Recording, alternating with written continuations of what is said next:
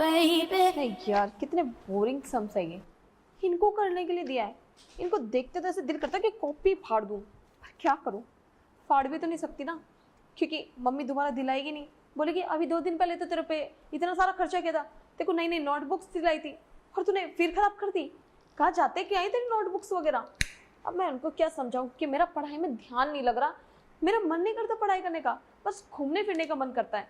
और एक मेरे सर हैं जो इतने दिनों से मैं उनके ऊपर लाइन मारने की कोशिश कर रही हूँ, सोचती हूँ कि कभी तो मेरी तरफ अट्रैक्ट हो और बिना पढ़े मुझे पास करवा दे, पर लेकिन वो मेरी बात को सुनते ही नहीं है, समझते ही नहीं है। अब मैं क्या करूँ समझ नहीं आता। मैं इतना अट्रैक्ट करती हूँ फिर भी मेरा कोई काम नहीं हो रहा उनसे।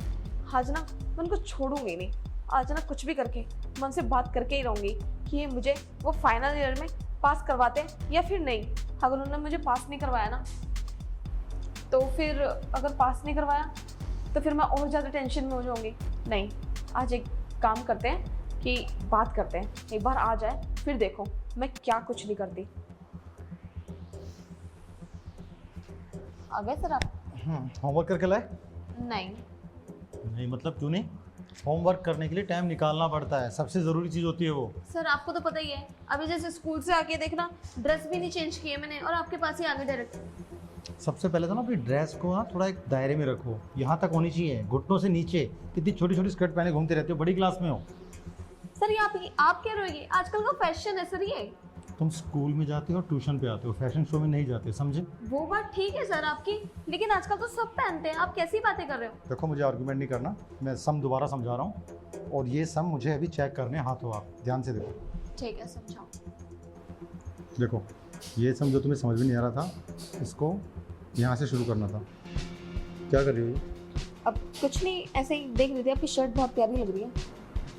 शर्ट प्यारी हो चाहे बेकार हो, पहले सम पे ध्यान दो, क्योंकि फाइनल एग्जाम में ये कंपलसरी है, आएगा ज़रूर, समझे? ठीक है बताओ। ये देखो,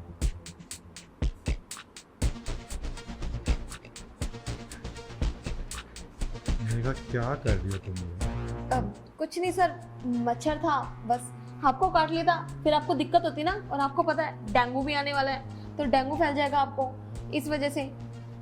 देखो मेरी हेल्थ की चिंता करना छोड़ो और अपने फ्यूचर के बारे में सोचो।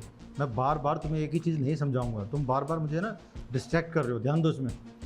सर अब मेरी बात को सुनिए, अगर आपको यही लग रहा है कि मैं आपको डिस्ट्रैक्ट कर रही हूँ, तो मैं आपको क्लियर कट वर्डों में साफ साफ बोल देती हूँ कि मेरा पढ़ाई करने का बिल्कुल भी मन नहीं कर रहा। और रही बात इन सम्स की, तो इनमें कुछ नहीं रखा, और वैसे भी आपके होते सोते मुझे ये सब करने की जरूरत ही क्या है। और वैसे भी सर मेरे को ना पास होना है फाइनल ईयर में, तो आप समझ सकते हैं कि आपके होते सोते तो मुझे कोई भी पास करवा सकता है। आपको बस मेरे पेपर यूं लेने हैं और यूं साइन करने हैं, पास तो मैं ऐसे ही हो जाऊंगी। इतना तो सर मेरे लिए कर सकते हो ना आप। देखो मैं तुम्हारे लिए केवल इतना कर सकता हूँ कि तुम्हें चीज़ें समझा सकता हूँ, एग्ज़ाम तुम्हें खुद देना होगा, पूरी क्लास का जिम्मा है मेरे पे, खाली ट्यूशन टीचर नहीं, तुम्हारा क्लास टीचर भी हूँ, और बिना पढ़ाई के तुम पास नहीं हो सकते, पहले फेल हो चुके हो ना। तो पढ़ाई पे ध्यान दो, फालतू बातों पे नहीं, समझे? सर वैसे मैं क्या कह रही थी, मैं आपको अच्छी नहीं लगती क्या बिल्कुल भी? और आपको तो पता ही है, अगर आप मुझे इस तरीके से पास नहीं करवाओगे तो आपके जो अफेयर चल रहे हैं वो मैं आपकी बीवी को भी बता सकती हूँ, पूजा मैडम और स्वाति मैडम। और आपको तो पता ही है आपकी बीवी भी इसी स्कूल में जॉब करती है, वो भी एक टीचर है साइंस की। अगर उनको गलती से भी पता चल गया कि आप लास्ट टाइम क्लास में पूजा मैडम के साथ क्या कर रहे थे, तो आप सोच भी नहीं सकते कि आपके साथ क्या होगा। देखो मेरी बात ध्यान से सुनो, पूजा मैम या स्वाति मैम के साथ मेरा कोई चक्कर नहीं है, और मेरी वाइफ उसी स्कूल में पढ़ती है, वो अच्छे जानती है कि हमारा क्या रिलेशन है। तुम्हारा ध्यान केवल अपनी पढ़ाई पर होना चाहिए, ना कि फालतू की बातों पर, समझे? सर इतनी सी बात बस आप समझ क्यों नहीं रहे हो? मैं आपके लिए सब कुछ करने के लिए तैयार हूँ, बस आप मुझे पास करवा दो। बस सर मेरी इतनी सी बात मान लो प्लीज। मेरा फ़ोन आ गया। Sir please. इतना सब कुछ करने के बाद भी ये मेरी तरफ देखता ही नहीं है, इसको मेरे अंदर क्या कमी नजर आती है समझ नहीं आता। इसके चक्कर से तो मैं छोटे छोटे कपड़े पहन के आती हूँ और ऊपर से मेरी तरफ नजर घुमा के भी नहीं देखता। और इसको मैंने बोला कि तेरे बारे में बता दूंगी, इसको इस बात से कोई फर्क ही नहीं पड़ रहा। क्या करूँ अब मैं पास होने के लिए? दिमाग काम ही नहीं कर रहा। अब ना मुझे लग रहा है मुझे अपनी हदें पार ना करनी ही पड़ेगी, इतने से काम नहीं चलेगा। अब एक बार आए तो सही, अब मैं बताती इसको कि मेरे को कैसे पास नहीं करवाता। देखो अब पढ़ाई पे ध्यान देना। हो आपकी बात? हाँ हो गई। इधर देखो। पूजा मैडम का फोन था क्या? देखो मेघा, केवल पढ़ाई पे ध्यान दो, फालतू की बातों पे ध्यान मत दो। मैं तुम्हें अभी भी समझा के गया था, हम बस अच्छे दोस्त हैं। हम केवल अपनी अपनी क्लास के स्टूडेंट्स के बारे में डिस्कस कर रहे होते हैं। वो अपने सब्जेक्ट के बारे में बताती है, मैं अपने सब्जेक्ट के बारे में बताता हूँ। तो तुम केवल अपनी पढ़ाई पे ध्यान दो।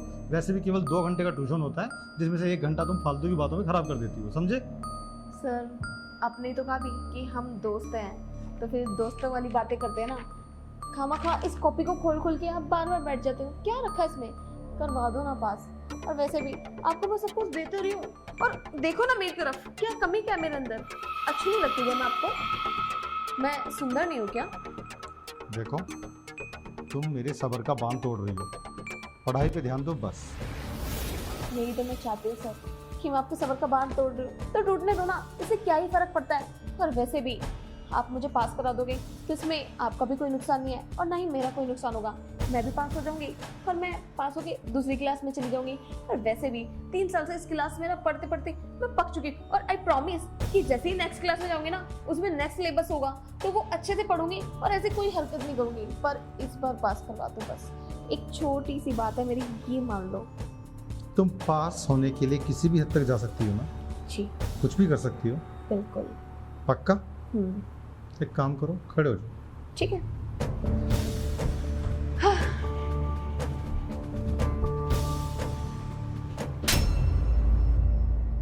ये क्या? आपने मुझे थप्पड़ कैसे मारा? ये थप्पड़ मुझे बहुत पहले मार देना चाहिए था। कितनी देर से बकवास किए जा रहे हो कि आपका पूजा मैडम के साथ चक्कर है, स्वाति मैडम के साथ चक्कर है, मैं पास होने के लिए किसी भी हद तक जा सकती हूँ। अरे शर्म करो। यही सारी बात बताओ तुम्हारी मम्मी पापा और तुम्हारे बड़े भाई को। नहीं नहीं सर, मेरे घर में किसी को मत बताना, वरना मेरे घर वाले मुझे बाहर निकाल देंगे घर से। और सॉरी, मैं आगे से ऐसी गलती दोबारा नहीं करूंगी। मुझे नहीं पता था कि ये सब हो जाएगा।